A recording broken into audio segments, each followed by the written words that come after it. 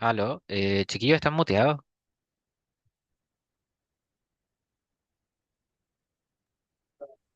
Gracias, Michelle. Vale. Ya. Sí. No, ya no puedo. Ya, bueno. Sean todos muy bienvenidos a esta quinta jornada del seminario Magister DIM. En esta ocasión tenemos tres expositores, ¿cierto? Vamos a empezar con Jorge Valenzuela, que nos va a hablar sobre protocolos cuánticos distribuidos en el modelo Broadcast Congested Clique. Adelante, Jorge. Buenas tardes a todos. Efectivamente voy a presentarles sobre esto, soy Jorge Valenzuela. Entonces, vamos a estructurar la presentación. Se murió el...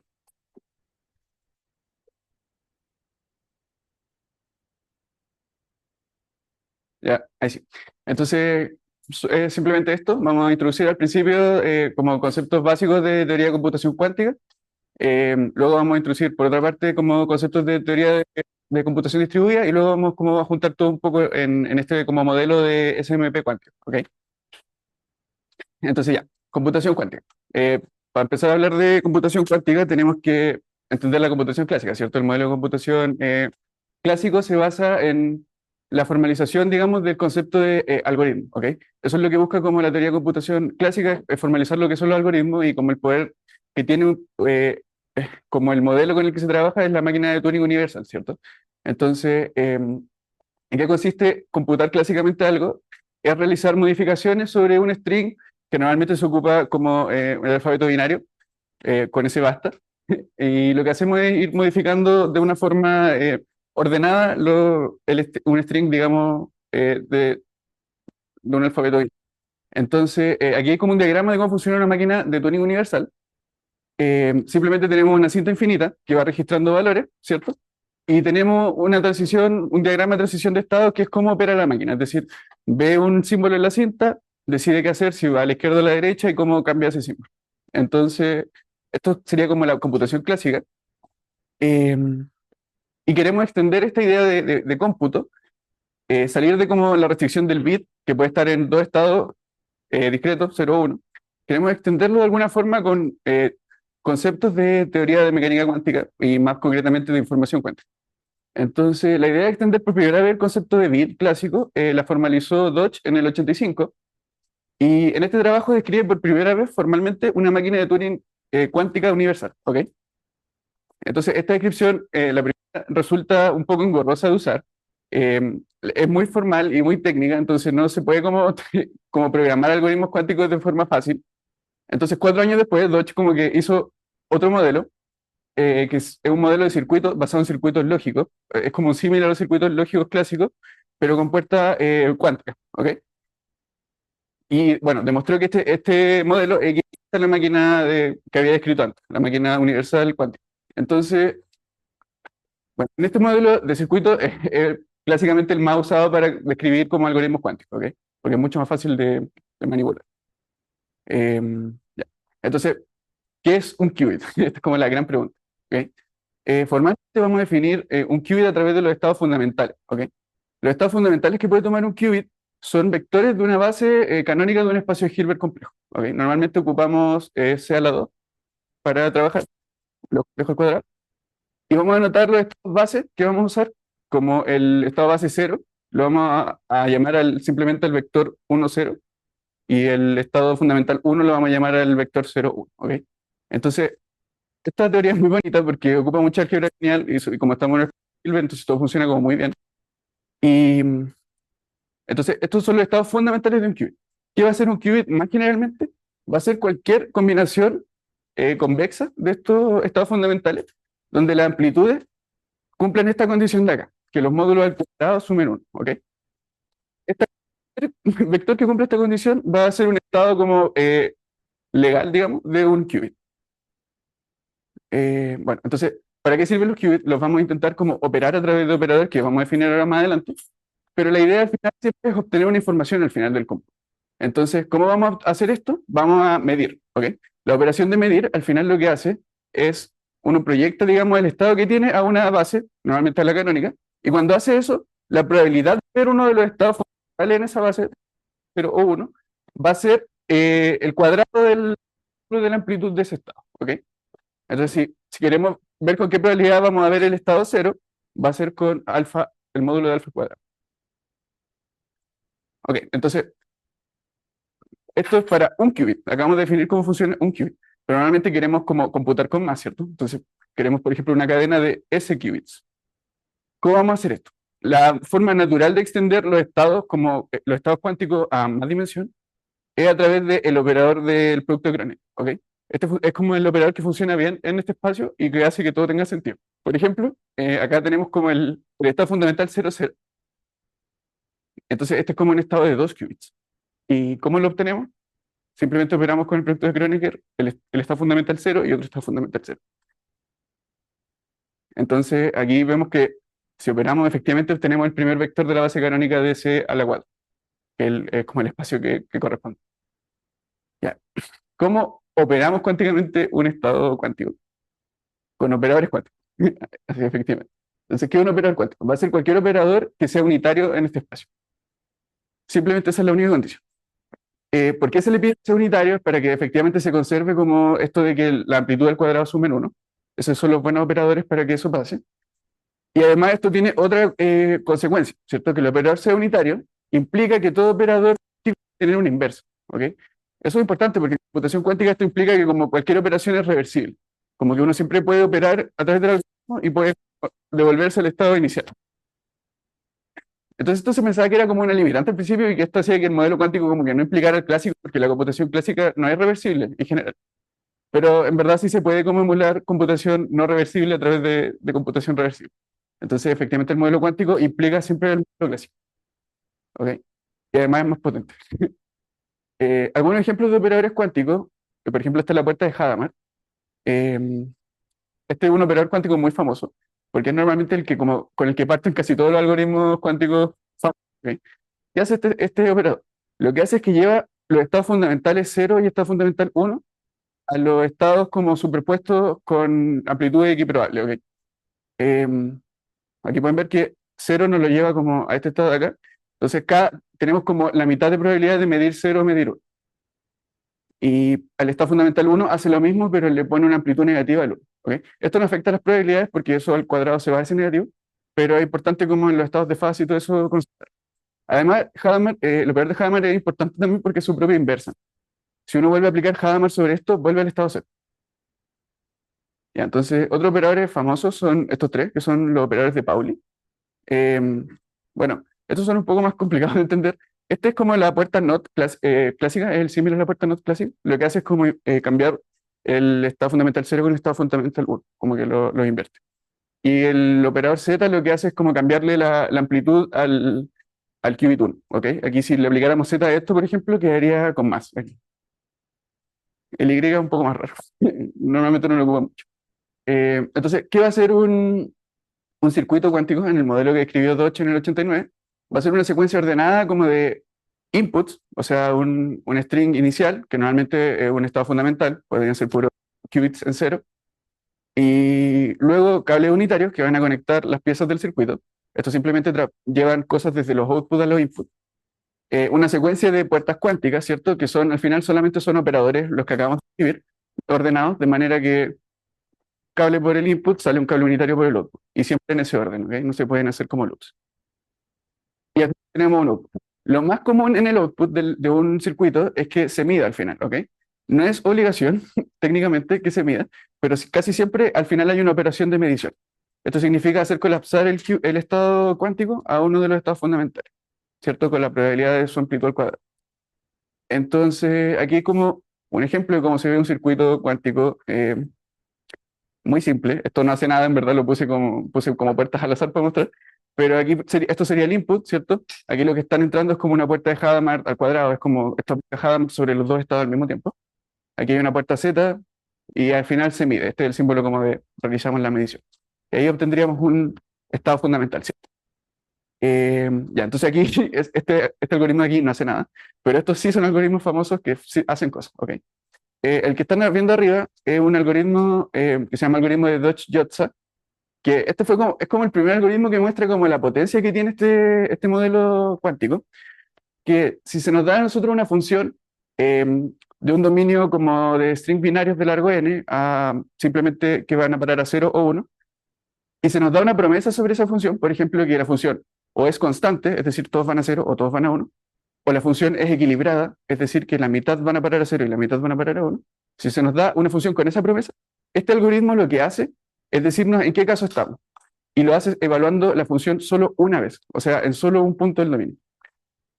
Contrario a la contraparte clásica, se requieren al menos hacer la mitad de mediciones como n, ¿cierto? No hay mejor forma de hacer eso para determinar en qué caso estamos. Y esto parece medio mágico, y efectivamente es súper extraño, pero se puede hacer, se puede implementar y es loco porque aquí yo creo que históricamente el primer algoritmo donde se vio como el poder del paralelismo cuántico, que es esto de poder operar como en superposiciones de estados. ¿Ok?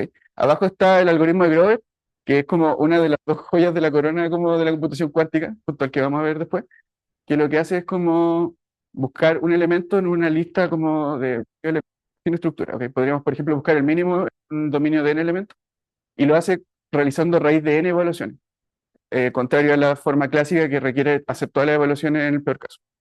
Entonces, este es súper famoso también, y aquí como probablemente más famoso, el algoritmo cuántico más famoso que el algoritmo de Shor, lo que hace es encontrar como la descomposición prima de un entero, en, lo hace en un tiempo polinomial en el largo del input, siendo que el algoritmo clásico que mejor lo hace es como subexponencial, es como hay una diferencia exponencial entre las dos eficiencias, digamos. Entonces aquí terminamos la parte cuántica, como guárdense estas ideas para lo que viene al final. Ahora vamos a pasar a la parte de computación distribuida, ¿ok? Entonces, vamos a definir el modelo más como básico que uno puede como analizar para ver como teoría de complejidad de comunicación, que se llama modelo SMP, ¿ok? En este modelo hay como tres actores. Están los dos participantes, que podemos llamarlos Bob y Alice, y hay un árbitro, ¿ok? El árbitro lo que quiere hacer es evaluar una función, pero esa función se evalúa sobre inputs que se le dan a los dos jugadores. Entonces, nuestra tarea en conjunto es diseñar un protocolo para decirle a cada uno de los actores qué tiene que hacer, es decir, a los participantes cómo enviar mensajes al árbitro y al árbitro cómo computar eso que le mandan los participantes. Y la idea es que todo esto se haga sin enviar el input completo, ¿cierto? Porque ahí sería trivial. Como si los participantes mandan completo el string, el árbitro siempre va a poder evaluar esta función. Lo que nosotros queremos es ver si se puede hacer de una forma más eficiente. Existen, bueno, ¿cómo analizamos los costos de un problema en este modelo? Efectivamente, el costo de un algoritmo, de un protocolo, va a ser la cantidad de bits máximos que manda cualquiera de los participantes al árbitro, ¿ok? Y el costo de un problema va a ser el costo del protocolo que se demora menos para ese problema. Entonces, ¿qué tipo de problemas podemos plantear? Hay problemas muy simples. Por ejemplo, aquí está como el problema más simple que se me ocurrió, que preguntar, o sea, el árbitro tiene que decidir si ambos strings de los participantes tienen al menos un 1, ¿ok? Aquí es muy simple porque no hay relación, no estamos pidiendo evaluar ningún tipo de relación entre los inputs que se le dan a los participantes. Los participantes podrían, por su propia cuenta, ver si tienen algún 1 en algún lado, y si lo tienen, decirle al árbitro, sí, tengo un 1. Entonces, eso requiere que manden un solo bit de comunicación al árbitro. Y el árbitro podría, o sea, el costo de este problema sería 1, ¿ok? Eh, pero al contrario, existen problemas que son difíciles en este modelo, ¿ok? Normalmente vamos a tener que mandar el input completo y no hay mejor forma de hacerlo. Un problema como clásico es equality, que es que el árbitro tiene que decidir si los inputs que se le dieron a Bob y a Alice son iguales. No hay mejor, clásicamente no hay mejor forma de hacerlo que mandando el input completo. Entonces, aquí podemos ver que hay como, mientras relaciones más complejas pidamos el input, más cantidad de comunicación vamos a necesitar. Esa es como la idea del modelo. Eh, Aquí la computación local se da por hecho que es como ilimitada, ¿ok? No estamos midiendo cuánto se demora localmente el árbitro en computar lo que quiera computar, eso se da por hecho. Solamente analizamos la cantidad de bits que se mandan. Eso es como la parte importante, ese es el costo. Entonces podemos intentar extender el modelo que les hablé recién a un modelo de más jugadores, ¿cierto? Ya podríamos intentar verlo con K, con un número arbitrario de jugadores. Entonces este es el modelo SMP de K jugadores, efectivamente. Y aquí todos reciben un input, nuevamente un string binario de largo n, e intentan enviarle al árbitro para que pueda computar una función. Uno puede ir más allá e intentar resolver problemas de grafos en este modelo. Entonces, ¿cómo haríamos eso? Podríamos ordenar a los K jugadores, darles un grafo, una topología entre ellos, y lo que le daríamos como input a cada jugador sería su vector de adyacencia del grafo, ¿ok? Entonces, ahora lo que tienen que hacer es, con este vector de adyacencia, de alguna manera, intentar enviar poca información porque el árbitro puede decidir un problema sobre ese grafo. Por ejemplo, si el grafo es bipartito, si es conexo, etc. Entonces, este de acá es el modelo que llamamos Broadcast Congested Clique, porque en su versión clásica esto se piensa como un clique, o sea, todos pueden comunicarse con todos, y en una sola ronda intentan como convencer a todo el mundo de que el grafo tiene alguna propiedad, ¿ok? Pero clásicamente, en el modelo clásico esto es equivalente a lo que les estoy contando de que todos comuniquen un árbitro y sea el árbitro simplemente el que decide, son lo mismo. Pero esta es la forma buena de verlo para extenderlo al modelo cuántico, porque con la otra no se puede hacer. Después les explico por qué. Entonces, este es el modelo Broadcast Congested Clique, como resolver un problema de grafo sobre este modelo de comunicación. Y uno puede establecer variantes, ¿cierto? Para esto. Porque lo que le acabo de contar es la forma determinista, como que todos tienen que de alguna forma decidir cómo hacerlo, pero uno puede también darle acceso a aleatoriedad a los participantes del modelo. Está el modelo determinista, donde nadie tiene acceso a aleatoriedad. Está el modelo de aleatoriedad privada, donde los participantes, cada uno tiene acceso a un string aleatorio infinito, pero es solo de él. Y luego está el modelo de aleatoriedad pública, donde todos los participantes de la red pueden ver una cadena infinita de símbolos y que la ven todos la misma, ¿ok? Es compartida para todos los participantes. Entonces, existen resultados clásicos, tanto de dos jugadores como de cada, que muestran que los costos de los problemas en estos tres modelos están ordenados, hay una jerarquía. Hay un modelo que es más poderoso y ese, si lo pueden más o menos imaginar, es el modelo de la teoría pública. De alguna forma, el modelo de la teoría pública es un poco irreal, porque está como asumiendo de que todos los participantes de una red pueden ver lo mismo. Eso es como un poco hacer trampa de alguna forma, ¿cierto? De alguna forma están accediendo a comunicación sin comunicarse. Y eso es exactamente lo que se aprovecha para hacer algoritmos tan eficientes en este modelo. Y es por lo mismo por lo que los costos son más bajos siempre en este modelo que en el resto. Entonces tenemos como determinista, la teoría privada y la teoría pública en poder. Entonces tenemos como una jerarquía en los modelos clásicos. Vamos a ver que esto no se detiene después para la extensión a cuántico, que es lo que viene ahora. Entonces ya terminamos con la parte de computación distribuida, ahora vamos a mezclar los conceptos de cuántica y distribuida que vimos en las primeras partes. Entonces para eso vamos a introducir el modelo de SMP cuántico. Consideremos el modelo SMP determinista, es decir, los jugadores no tienen acceso a aleatoriedad de ningún tipo, pero ahora lo que les permitimos es que puedan comunicarse qubits entre ellos, o sea, bueno, al árbitro. Entonces, cada jugador ahora puede mandar una serie de qubits, es decir, una serie de estados cuánticos al árbitro, y el árbitro puede computar a través de operadores cuánticos algo sobre esos inputs, ¿ok? Entonces, para este modelo, bueno, lo vamos a llamar QSMP, y vamos a considerar el costo del protocolo, de un protocolo distribuido en este modelo como la cantidad máxima de qubits que alguno de los jugadores les manda al árbitro. Y bueno, similar para un problema va a ser el costo del algoritmo que lo haga con menos qubits. Hay un epsilon aquí en las definiciones de costo, esto es porque ese es el error máximo que le permitimos al algoritmo. Normalmente este se considera un tercio, es como el estándar, pero esto no, si lo consideramos constante no afecta en las complejidades, en los costos de comunicación. Así que normalmente pueden asumir que es un tercio. Y no me voy a referir más a ese epsilon, de hecho no va a estar después. Em, entonces vamos a ver un ejemplo de aplicación de este modelo SMP cuántico y cómo podemos usarlo para analizar cómo se compara la jerarquía clásica, ¿cierto? Que establecimos antes. Entonces, una de las tareas que siempre es difícil en este modelo de Broadcast Congested Clique, es decir, resolver un problema de forma distribuida sobre un grafo, es el de reconstruir un grafo, ¿cierto? Queremos como que el árbitro pueda entender la topología completa del grafo de input, pero sin que los nodos comuniquen todo el vector de adyacencia, ¿cierto?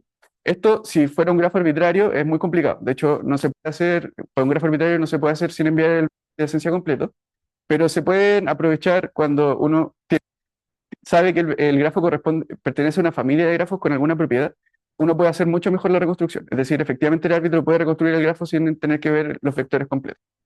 Entonces, bueno, vamos a partir con una definición para el problema que les voy a mostrar, qué es un módulo. Un módulo en un grafo es un conjunto de vértices tal que todos los elementos de ese conjunto tienen la misma vecindad afuera, ¿ok? Em, entonces, vamos a trabajar sobre esta familia de grafos que son los de ancho modular acotado K. ¿Qué es un grafo de ancho modular acotado K? Es un grafo que cumple una de las siguientes condiciones, ¿ok? Las primeras son de como los casos base de recurrencia y la tercera es como la complicada. Ya, un grafo que tiene solo un nodo es realmente un grafo de ancho modular K. También va a ser, si G es unión disjunta, grafos que son de ancho modular acotado K también lo es. conjunto de vértices del grafo puede ser particionado en L módulos, ¿ok? Y cada uno de esos módulos induce un grafo de ancho modular acotado acá. Entonces, esto no se entiende mucho cómo son estos grafos, pero básicamente la buena propiedad que vamos a ocupar de esta familia es que uno puede ir descomponiendo el grafo en módulos, ¿ok? Uno tiene el grafo, busca un módulo dentro del grafo, reduce todo el módulo solo a un vértice, porque todos tienen la misma vecindad, así que puede dejar como un representante cualquiera, y luego repite el proceso, busca otro módulo, reduce, busca otro módulo, reduce, hasta que se queda con un solo vértice, que es trivialmente, por la primera condición, un grafo de ancho modular acotado acá. Entonces vamos a aprovecharnos de este como algoritmo de descomposición justamente para diseñar un protocolo cuántico que pueda reconstruir el grafo.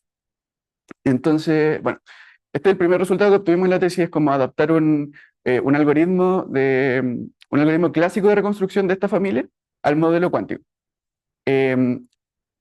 El resultado clásico es que esta reconstrucción se puede hacer en el modelo de aleatoriedad pública, el que dijimos que era el más potente de los tres, se puede hacer con esta cantidad de bits de comunicación. O sea, cada participante solo tiene que mandar O log n bits, ¿ok?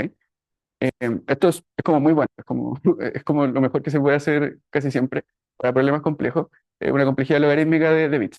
Es de técnicas como fingerprint, como ocupan hatching y cosas así. Em, entonces, la idea era adaptar esto porque si se consigue un protocolo práctico que tenga una complejidad parecida de comunicación, es súper bueno porque el modelo clásico con la teoría pública es muy real, como les dije antes, pero quizá el modelo cuántico en un futuro no tan lejano pueda plantearse como enviar qubits entre una red distribuida y va a ser mucho más implementable que esto, que tener un string aleatorio público, ¿ok? Entonces, ya, ¿cómo adaptamos este algoritmo? Eh, Aquí está como planteado formalmente el resultado, que es que la red, en el modelo de red SMP cuántico, pide un error acotado que permite resolver un grafo de ancho multiplicación. Si era el K constante, esto es un log cuadrado de n, ¿ok? Que es bastante similar a la complejidad clásica. ¿Y cómo se consiguió esto? Aquí está el protocolo. No pretendo explicarlo porque además no me queda mucho tiempo, pero la idea de fondo de cómo se hace esta reconstrucción en el modelo cuántico es que uno tiene la capacidad de probar igualdad de algún tipo de string, ¿ok?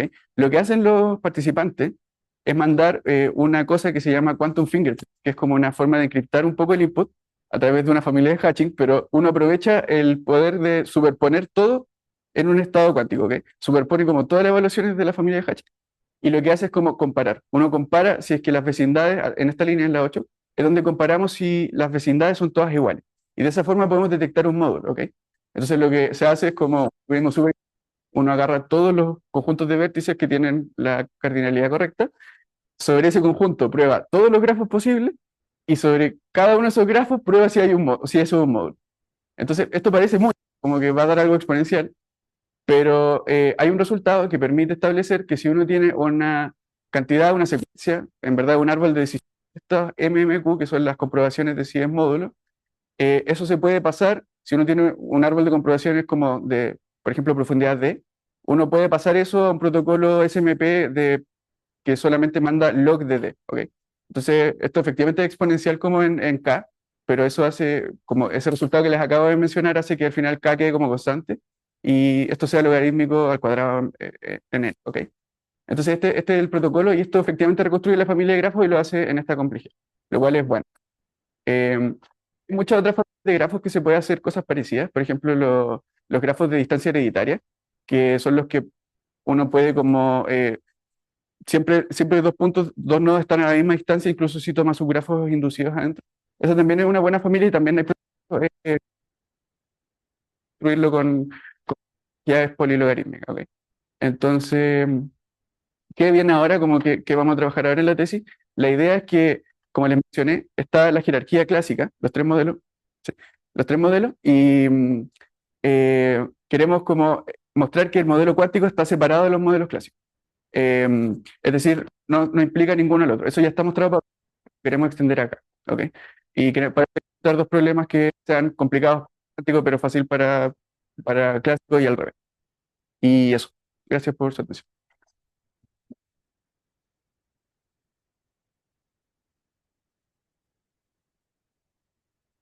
Gracias por tu presentación. Ahora pasamos a las dudas que alguien tiene.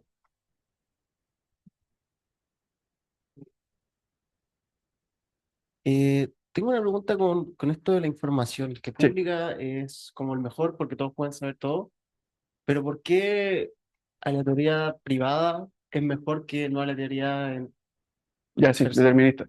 Sí.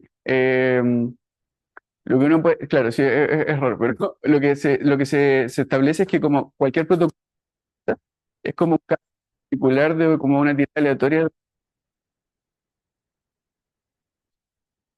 eh, no- es un poco raro explicar como rápido, pero lo que uno hace es como efectivamente puede como de alguna forma codificar a través de una familia un input. Y eso dando justamente información que el input que viste tú el aleatorio. Al final mandas información sobre el string aleatorio sobre tu input. Eso permite como tener mejor rendimiento que el determinista. Igual todo siempre los protocolos con aleatoriedad van asociados siempre a un error. Eh, pero es por eso se acota como por ejemplo a un tercio. El determinista no se permite error, obviamente. Como, sí, tiene que dar la respuesta correcta siempre. Eso. Eso, muchas gracias. Si no, ya que estamos una pregunta corta del chat es que te preguntan qué significa que un modelo implica al otro, que dijiste al final. Ah, no, es que ya sí, quizás fue un abuso de lenguaje, pero al final es como en potencia. Es que si existe un problema, este modelo siempre va a tener un costo de comunicación menor. Eso es como de que sea más poderoso, en verdad. No, no, no que lo implica, sino que es más potente.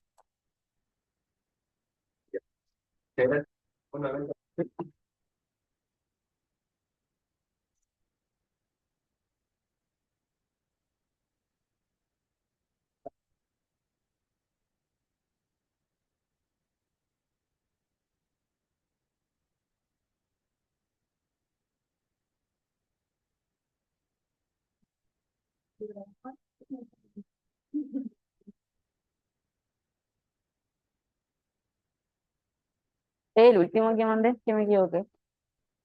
¿Qué dice Antonio? ¿Qué dice Antonio? No sé. Hay uno a las 12:04. El que dice Antonio. Ahí.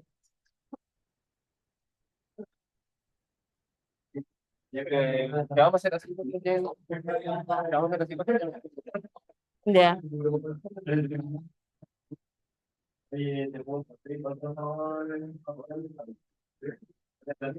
Oye, el Lucho pidió que le avisara. Revisé demasiado. Bueno, me lo eché, ¿no? ¿Cómo se hace esto? Oye, échatelo. Después Ya.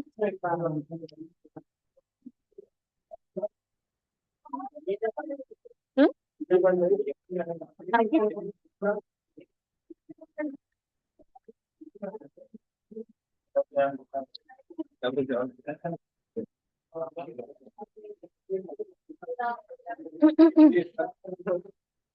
Ya, ahora vamos a pasar a la segunda exposición de hoy, que está a cargo de Antonio Suazo, que nos va a hablar sobre aplicación y desarrollo de técnicas de análisis topológicos de datos para integrar datos de diferentes fuentes ómicas. Adelante, Antonio.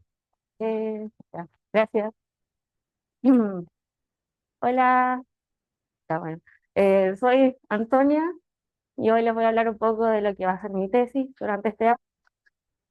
Bueno, Rodrigo ya dijo el nombre y mi profesor guía es Alejandro Más y mi profesor co-guía es Mauricio González, que no es de la facultad, pero es un biólogo que no conozco, pero no lo conozco.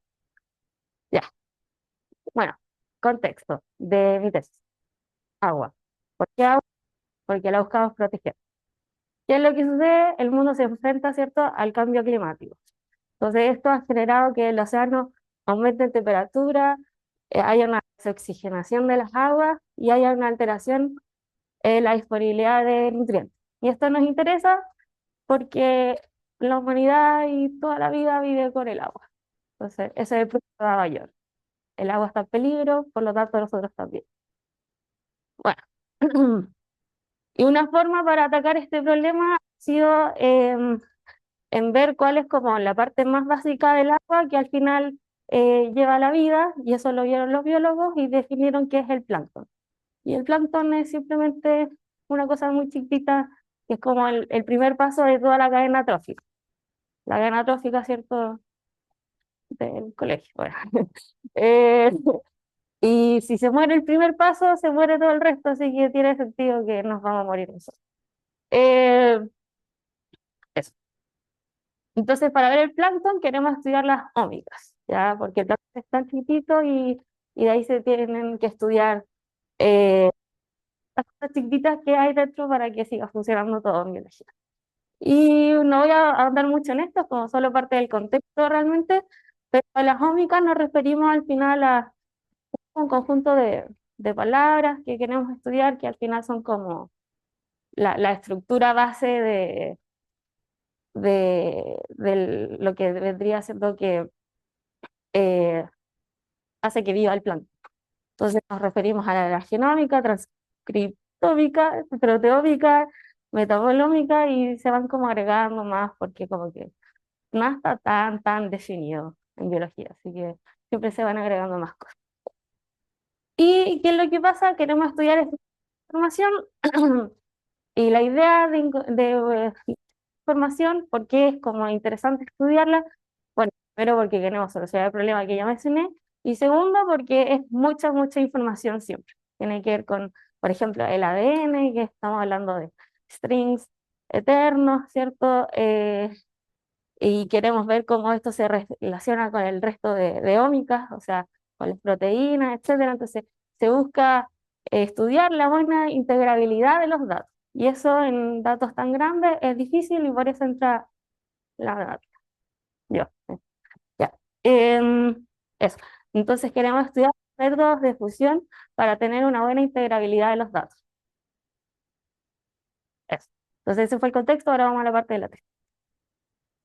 Entonces, como dije, queremos estudiar los métodos de fusión. Y en general vamos a, o por lo menos para esta tesis, vamos a estudiar dos, que está el Matrix Factorization, el MF, y red de multicapas con paseos aleatorios, ¿sí? Entonces, primero voy a explicar un poquito con un ejemplo lo que es Matrix Factorization. Eh, eh, bueno, este es el que menos hemos investigado, pero existe, entonces por eso lo queremos obviamente revisar y estudiar. Pero básicamente trata que cuando tenemos todos los datos de las ómicas en una matriz como incomprendible, esa es la idea, como pasar de información incomprendible a información digerida, ¿cierto? Que sea fácil de acceder, como a las buenas propiedades que tiene esta información. Entonces, lo que busca hacer este método es pasar de una matriz, digamos, oscura, que tiene mucha información como a tu disposición, pero tú no sabes qué significa esta información y no sabes cómo integrarla una con otra. Entonces lo que busca es descomponerla en otras dos matrices, donde una, que aquí le puse W, que se va a llamar como la matriz general de todo este set de datos, que digo que son P datos, o sea, como P matrices, y una HI que va a depender como fielmente de la matriz I que estemos tratando de analizar. Entonces, se busca encontrar esta matriz W que sea como general y dar la buena como compañera HI para cada X. Entonces, este es un caso en lo que busca, como se busca esto es con algoritmos, y lo que se busca al final, el algoritmo es esta función objetivo, donde el teta i es simplemente un peso que se le da dependiendo del usuario que quiera utilizar. Pero como dije, esto está como en un veremos, solo sé como el marco teórico que es eso. Es una forma de estudiar la integrabilidad de los datos. Y el método que estamos viendo ahora, eh, bueno, con el que partimos realmente, es el método de red de multicapas con paseo aleatorio. Entonces, se, como la idea general es que tenemos una cadena Markov eh, irreducible y aperiódica. Entonces existe una distribución o una probabilidad estacionaria, ¿ya? Y la idea de esto es representar una situación como esta. Te voy a explicar un poquito a qué me refiero. Pensé en escribirlo matemáticamente, pero la verdad creo que mejor con la imagen. Si se dan cuenta, los puntitos de cada color, o sea, como de cada, yo lo veo como una ciudad, esto es un edificio, y cada puntito es como una pieza, ¿ya? Pero en fin, aquí voy con esto. Eh, aquí están los, ¿sí? Pero en cada capa es distinta entre todos estos datos son los mismos, estos otros datos son también los mismos, y esos otros datos todavía son. Eh, eh, Como dije, uno tiene como eh, todos los datos a su disposición, pero son tantos que no debiera saber bien qué está pasando como todo el tiempo.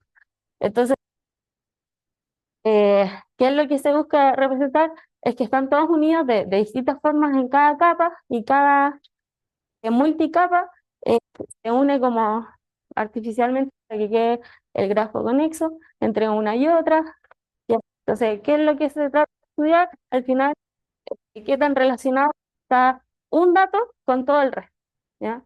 Entonces, en el paper que estoy leyendo, la forma en que se trata de caracterizar estas relaciones es haciendo un ranking, donde cada nodo tiene su ranking de cómo estoy más relacionado con este nodo, después con este otro, después con este. Que es un poco parecido a cómo empezó la búsqueda de Google, que al final lo que hace es rankear páginas, uno dándole una semilla, ¿cierto? Que es una palabra o una frase inicial, ¿sí? Entonces, esa es la idea de integrabilidad con base aleatoria. Em, bueno, y la idea también es con los datos que uno tiene, dar este ranking que estoy hablando, pero como después de eso uno quiere predecir, digamos, con qué va a estar más relacionado en el futuro. Entonces, como que ahí entra la parte de aleatoriedad. Em, eso, ya. Y ahora vamos como cambiando un poquito de tema, al shift. ¿Por qué vamos al shift? Porque, bueno, yo creo que es porque mi profe de tesis le gusta el shift, entonces se le ocurrió el shift. Pero tengan fe y vamos a ver qué tiene que ver con la tesis. Bien. Entonces, puse la definición de shift y aquí es bajo un alfabeto finito, ¿cierto? Que le puse A.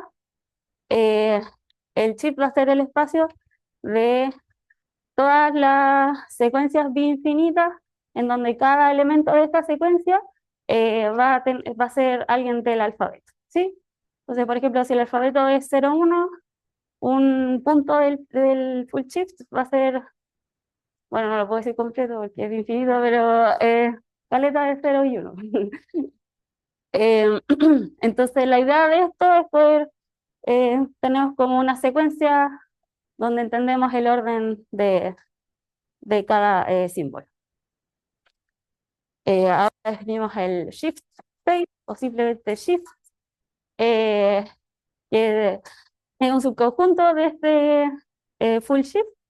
¿Qué significa eso? Que estamos de nuevo agarrando secuencias infinitas, el alfabeto que uno denota, ¿cierto? Eh, y hay distintas formas de definir el full shift, o sea, el shift, pero la forma que vamos a usar ahora es con las palabras prohibidas, eh, que le notamos, y básicamente es que en ese, el conjunto ese, van a estar todas las palabras que no pueden aparecer en esta secuencia infinita, ¿sí? O sea, por ejemplo, si yo digo que mi conjunto de,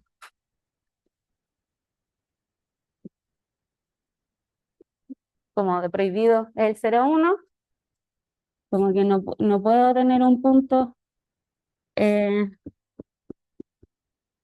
en este shift que sea así, como ya eso es que es infinito. pero no, está mal, ¿ya? Porque aquí encontramos una palabra prohibida, ¿sí? Ahí, yo pensé que como, para. Em, bueno, y aquí pongo el ejemplo que realmente nos interesa. Y he dado este alfabeto EFG eh, y estamos diciendo aquí al revés, como en vez de la que estamos prohibiendo las palabras, estamos dando como instrucciones. Esto igual se ve como en, ¿cómo se llama esta rama? De computación. Eso, calculabilidad. Bueno, pero entonces se puede definir de una forma o de la otra. Y aquí estamos diciendo las reglas que imponemos para este ejemplo es que E solo le puede seguir la E o la F solo le puede seguir la G y G solo le puede seguir la E o la F. Porque si tengo una G, después no puede haber una G. Eso estoy diciendo. O si tengo una F, después no puede seguir una F. Ya, eso. Lo que quiero decir a que este es el conjunto de palabras prohibidas. No confundir puntos con palabras, que los puntos son de infinitos y las palabras son finitas, ¿ya? No es como que me haya pasado mucho. Y la gracia de esto es que se representa con este grafo, ¿ya? Donde cada paseo que uno haga va a ser una palabra o un subbloque de un punto que puede estar en este shift, en un punto permitido. Entonces aquí, si se dan cuenta, tenemos una conversión entre grafo y shift.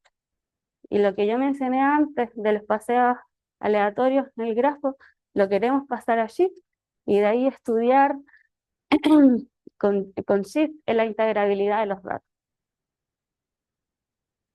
Entonces, en resumen, pasamos de ómica, muchos datos, y estos datos los queremos utilizar con métodos de fusión.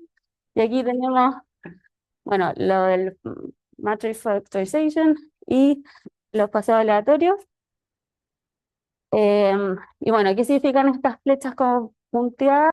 Que eso en teoría sería como lo que yo tengo que encontrar de la tesis y las como hechas, porque ya están hechas. Aquí pasamos al shift de tipo finito, que no expliqué lo que era de tipo finito, pero básicamente es que son los shifts, que ya expliqué ahora, que su conjunto de palabras prohibidas va a ser finito. No confundir con shift finito, ¿ya? Bueno, y de aquí queremos estudiar la entropía, Gibbs, y ahí Alejandro tiene muchas ideas en donde se puede eh, estudiar bien los datos. Y al final lo queremos poner en un idioma que podemos utilizar matemática como quizás más dura, pero que después sea fácil de programar, pasarlo a álgebra lineal con la matriz de adyacencia, como que hay muchas más facilidades cuando se pasa el shift desde un grafo.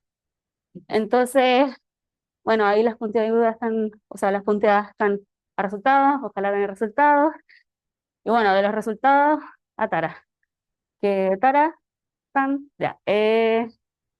Alejandro está trabajando con una fundación que se llama Océano, o sea, Tara, Tara Ocean, o sea, filo, están francés el filo. Y bueno, eso, ellos tienen los datos del mar y están tratando de salvar el mundo o el mar. Y bueno, hicieron una expedición y pasaron por Chile. eh, y aquí lo que pasa es que el mar de Chile es muy nutritivo, tiene mucha agua dulce, es muy único en el mundo. Entonces, realmente sirve el agua de aquí y los datos de aquí, o por lo menos eso queremos hacerle creer a Tara. Entonces, bueno, por eso quería mencionar a Tara, que trabajó en el CMM, por si algunos... bueno, eso se trataría mi tesis.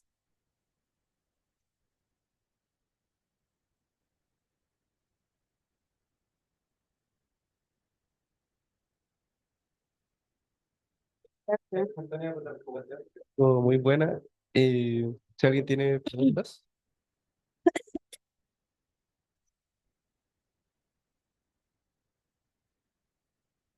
Primero, gracias por la presentación.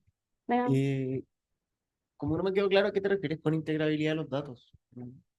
Ya. O sea, básicamente es como se van a relacionar unas amigas con otras, porque se piensa que están más relacionadas de lo que se tiene por biología, como que por biología hay como ideas de que tiene sentido de que estén relacionadas, pero no está muy bien explicado por qué. Entonces, ese por qué lo queremos hacer de forma matemática, que al final sería la forma formal de respaldar como estas nociones que hay. Entonces, integrabilidad, solo una mejor conversación entre los dos, pero no está tan bien definido. Mm. Bien, gracias.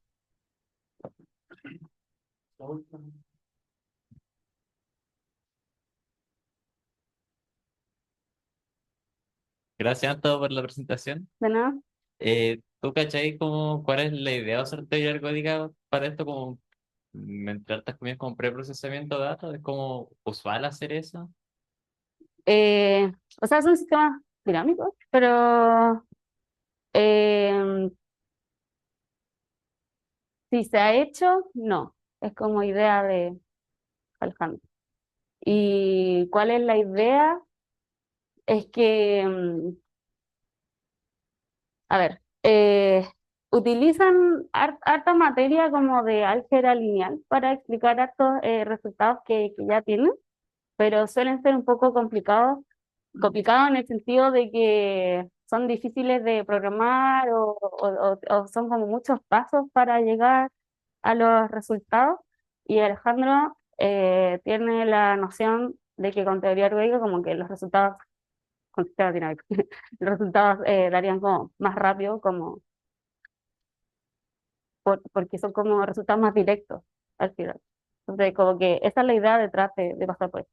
Y al final, igual que es más versátil, pensamos, como en el futuro. Es Ya. eso. Al final, igual puedo traducir una matemática a la otra, como eso también. Muchas gracias. Ah.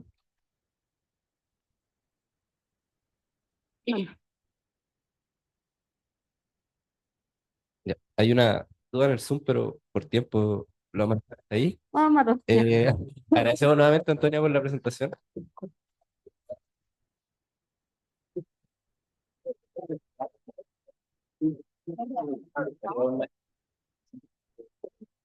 ¿Voy a repetir el velero?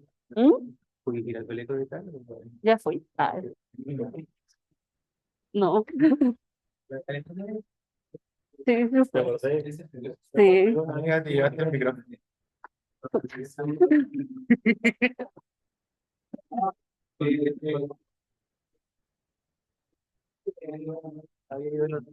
Pensé que igual.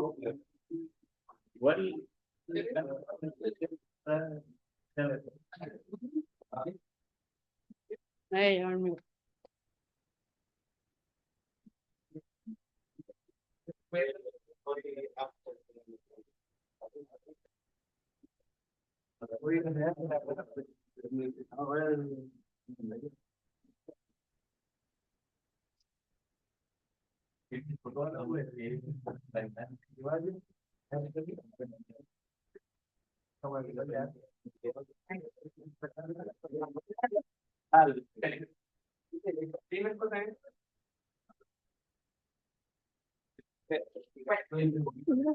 Ya.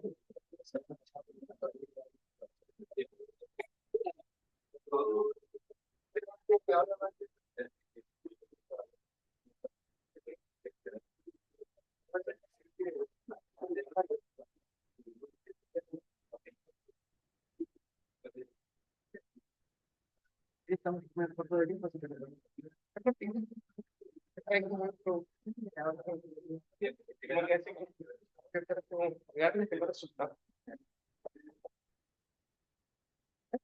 Contesta los versículos. Ahí donde está. Vamos a ver así con pequeño. ¿Me escucha? Ya.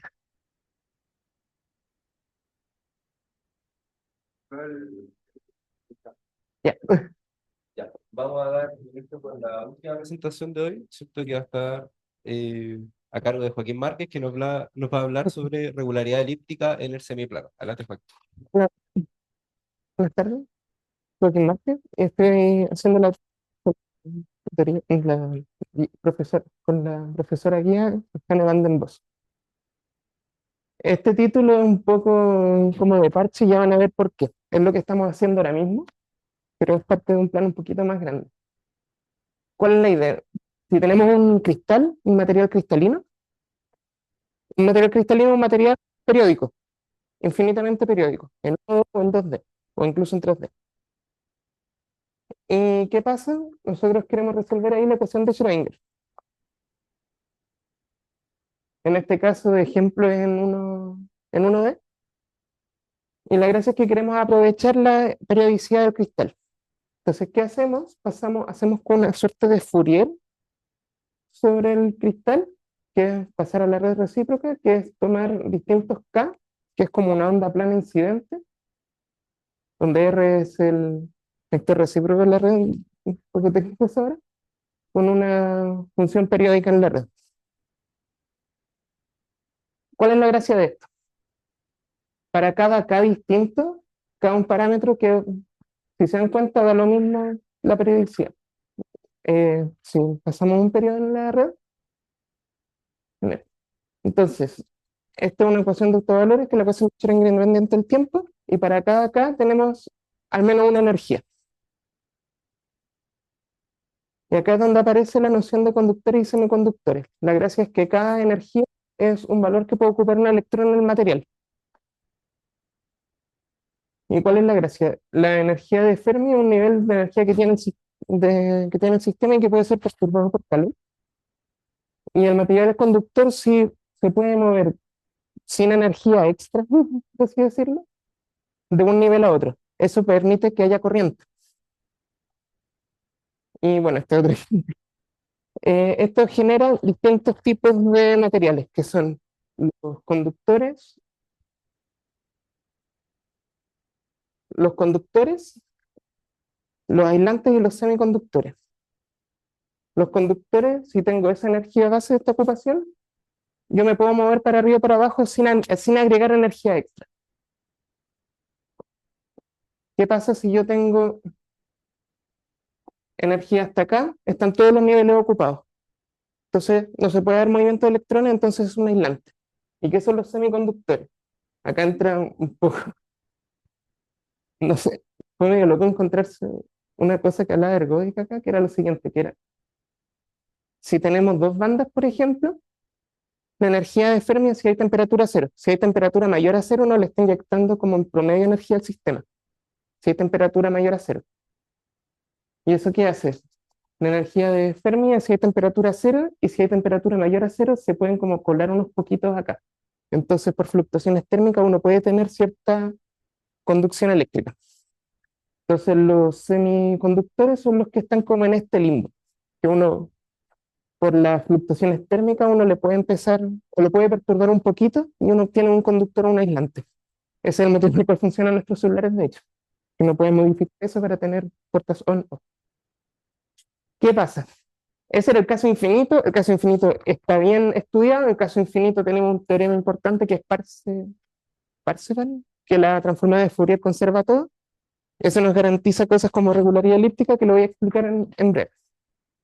En el caso finito pasaba algo bien extraño. En el caso finito, si uno, en vez de tomar una red infinita, uno pierde periodicidad, pero no es como casi periodicidad. Entonces, si uno calcula las bandas en un material finito, aparecen estas serpientes. ¿Y qué hacen?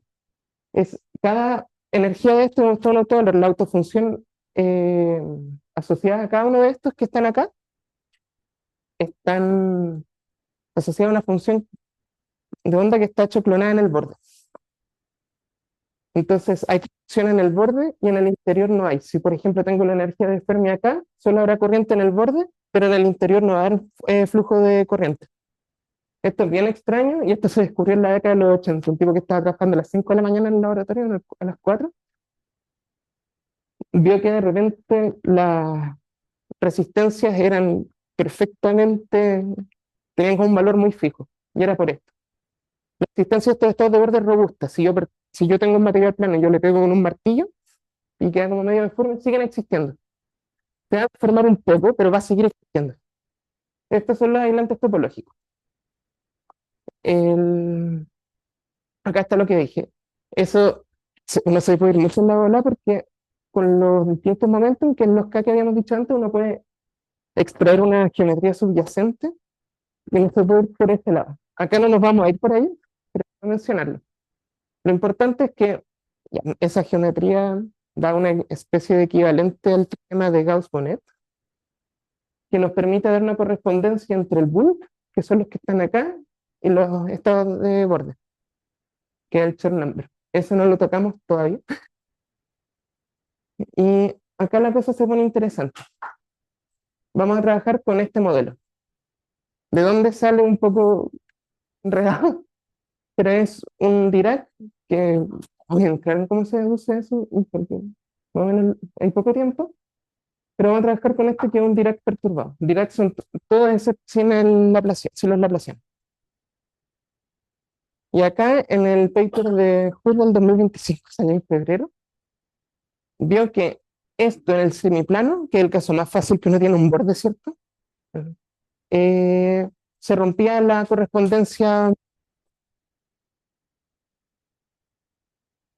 Entonces, la idea de la tesis, al menos en este primer paso, es ver una relación entre esta ruptura de Burkett de correspondencia y elíptica del operador en el semiplano. ¿Cuál es la gracia? Que en este trabajo lo que hicieron fue, así está definido en todo el espacio, y si tomamos el semiespacio superior con I positiva, hay que agregar funciones de borde para que este operador sea hermítico, autoadjunto. Se autoadjunto. Y esas son. Ahora, ¿qué es regularidad elíptica para nosotros? Es que se cumple esta desigualdad, que la norma del grafo, quinda, porque depende de una constante positiva, ¿me no, de una constante A, se tiene que la norma del operador bueno, la graph norm, controla la norma del orden de la función, del espacio en el que estamos. Acá nosotros vamos a trabajar en H2. Y las condiciones de borde que se tienen que autoconjuntos son de esta forma, que es básicamente una combinación lineal de las derivadas en el borde. Si nosotros calculamos esto usando teorema de Stokes, con eso llegamos a una fórmula de este estilo. Y acá es donde se ve por qué el borde es importante. Tenemos una cosa en H2, nos gustaría tener en el borde se pierde una derivada y acá a priori tenemos problemas. Queremos un resultado tipo traza y acá no lo tenemos. Hay condiciones del borde, en el paper entran 7. Hay dos que sabemos que tienen regularidad elíptica, que una es esta, que en el fondo es que se pierde una derivada porque podemos hacer una equivalencia entre la derivada en x y el valor de la función. Entonces, un poco con las manos eso nos permite demostrar que hay regularidad elíptica. Este otro caso también tiene regularidad elíptica. Porque si uno multiplica el primero por mu y resta el otro, queda que la derivada es 0, entonces constante, entonces en el siguiente no queda, también solo queda una derivada. No hay dos derivadas mezcladas. Ya. Todo parece que hay regularidad elíptica siempre. ¿Por qué me importa esto? Porque hay casos que sí podemos romper la regularidad elíptica. Este es el caso que estoy trabajando hasta ahora. Podemos tomando si 1, 0 y beta igual a -1 con alfa igual a 0, con conjuntos de parámetros en particular, tenemos que se rompe regularidad elíptica. ¿Por qué? Porque podemos tomar ondas planas, el lambda queda libre, y eso hace que podamos tirar tan grande como queramos en la norma de la derivada. Entonces acá no hay regularidad elíptica. Y la tarea que se me encomendó es, ya, eso es para un conjunto de parámetros bien particular. Y de hecho, si lo resuelven ahí, eso es porque aparece la derivada en z barra, y este depende de z. Entonces eso va a ser 0. La gracia ahora es encontrar qué restricciones sobre los parámetros hay que encontrar para que esto tenga regularidad elíptica. Por ejemplo, si tomo beta igual a 0, esto tiene regularidad elíptica. Entonces la cosa que estuve haciendo las últimas semanas es tratar de separar Esta es una función holomorfa con antiholomorfa. ¿Por qué? Porque para partir con la regularidad elíptica, queremos partir con funciones armónicas porque es más fácil. Porque quedaría algo como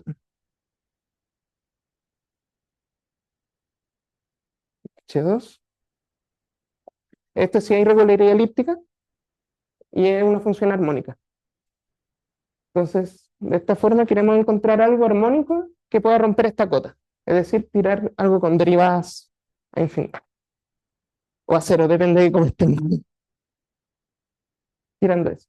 Entonces, ¿qué pasa? Si tenemos una función armónica, podemos separar en forma en parte holomorfa y parte antiholomorfa. Y eso nos deja que podemos separar esto de esta forma de acá. Acá se ve que, por ejemplo, si tomamos beta igual a 1, en vez de menos 1, también se puede con una onda al otro lado, como una onda que depende de z barra en vez de z. Y acá tenemos, acá, sí. Y eso. Entonces estuve probando con esto durante 2, 3 semanas. Uno me vio preguntando por cosas de sucesiones en algún momento, fue por esto. Intentar matraquear esto, dije, voy a intentar ver si sale algo sacando como un texto, así como para intentar buscar ideas, y se separan entre estas dos de forma natural. Llegó a una idea interesante que hizo cambiar el énfasis a no hay, a que sí hay regularidad elíptica, que es lo siguiente, que cada vez que me da una cosa acá que se portaba bien en infinito, queremos que tienda a ser en i en infinito. Si da algo bonito acá con un polo en i negativo, acá queda un polo en el lado que queremos trabajar. Y eso es inaceptable. Y acá es donde entra la segunda idea, que es hacer algo con funciones de Green, hacer algo con algún kernel medio raro que nos dé un resultado.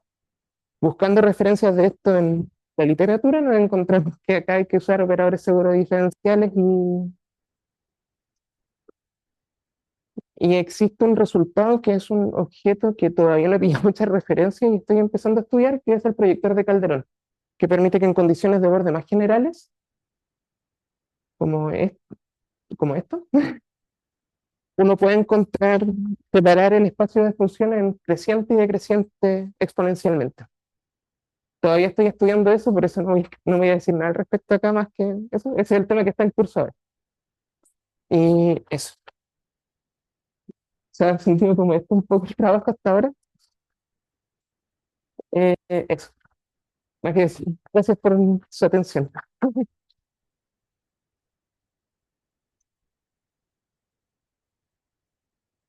Está el resultado. Bien. ¿Alguien tiene preguntas? Gracias por la presentación, Joaquín, estuvo muy buena. Yo solo quiero tener un poco de como de motivación de porque empezaste hablando de la ecuación de Schrödinger y de los niveles de energía, eso entiendo, pero no sabiendo mucha física, no entiendo por qué te pasas de la ecuación, que es caso escalar, a esta ecuación de Dirac, que es un sistema, si es que entendí bien. Ah, ya el tema es que la ecuación de Dirac sale de una aproximación, que si tenemos un sistema cristalino, bueno, lo voy a hacer. Si tenemos un sistema cristalino, podemos asumir que, por ejemplo, el grafeno, que es una red como panal de abeja con puntos en los vértices de los hexágonos, eh, puedo pensar que a cada átomo, que el potencial solo le afecta a los de los vecinos. Y usando el teorema de Bloch que aparece antes, que nos da periodicidad y todo eso, nos dice que para cada punto podemos encontrar como la función de onda como discretizada. Y eso nos lleva a una ecuación,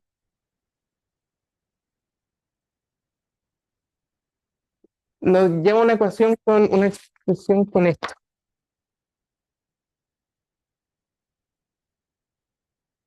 que son autovalores que quedan en términos de esto. Y si uno hace un Taylor en términos de esto y se devuelve, y uno se queda solo con primer orden de K, uno llega a la ecuación de Dirac. Esto es como que eso. Pero, o sea, ¿y por qué te salen dos componentes? ¿O es como por... Esto que estamos en 2 dimensiones. Ajá. Acá, por ejemplo, puse uno de, como para explicarlo, porque 2D se pone medio engorroso. A priori haber puesto la Laplaciano, de hecho, al principio y así hacía acorde con lo otro. Pero es es Ya, pasamos, es una simplificación, gracias. es porque estamos en 2D. Sí. ¿Más preguntas? ¿Alguna pregunta?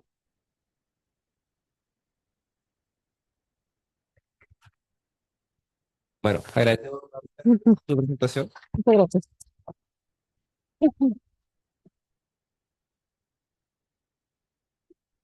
Gracias a usted igual por venir en esta sesión.